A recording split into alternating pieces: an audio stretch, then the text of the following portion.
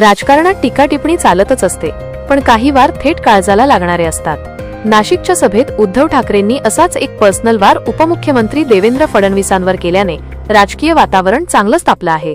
ज्यांना स्वतःला पोरं होत नाहीत ते आमची पोरं दत्तक घेतायत, हे काय शहर दत्तक घेणार, अशा शब्दांत उद्धव ठाकरेंनी फडणवीसांच्या नाशिक दत्तक योजनेची खिल्ली उडवल्याने आता भाजप आणि ठाकरे गटामध्ये ठिणगी पडणार हे नक्की। नाशिकमध्ये ठाकरे बंधूंच्या संयुक्त सभेत उद्धव ठाकरेंचा आक्रमक अवतार पाहायला मिळाला। भाजपवर हल्लाबोल करताना त्यांनी पक्षाची तुलना थेट दलालांशी केली। ते म्हणाले, भाजप हा आता निष्ठावानांचा राहिला नसून तो उपटसुंभांचा आणि दलालांचा पक्ष झालाय।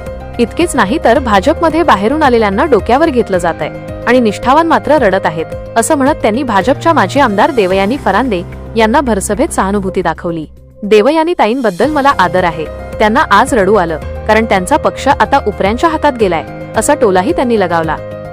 हिंदुत्वाच्या मुद्द्यावरूनही ठाकरेंनी भाजपला आरसा दाखवला। राम मंदिराचा डंका पिटता, पण प्रभू रामचंद्रांच्या तपोवनातील झाडं तोडताना तुमचं हिंदुत्व कुठे गेलं होतं, असा सवाल त्यांनी उपस्थित केला। तुमच्या पक्षाच्या झेंड्यावरील हिरवा रंग काढा आणि मगच आम्हाला हिंदुत्व शिकवा, असं म्हणत त्यांनी भाजप MIM युतीवरूनही जोरदार प्रहार केला। या सभेत सर्वात महत्त्वाचा क्षण तो होता जेव्हा उद्धव यांनी राज ठाकरेंचा उल्लेख माझा भाऊ असा केला। पराभव होऊनही सेना संपली नाही, कारण आज माझा भाऊ राज माझ्यासोबत आहे, असं सांगताच उपस्थितांनी एकच जल्लोष केला। राहुल नार्वेकर असो वा निवडणूक आयोग, हे सगळे शेपूट घालून बसलेत, पण जनताच आता यांना धडा शिकवेल, असा विश्वासही ठाकरेंनी यावेळी व्यक्त केला।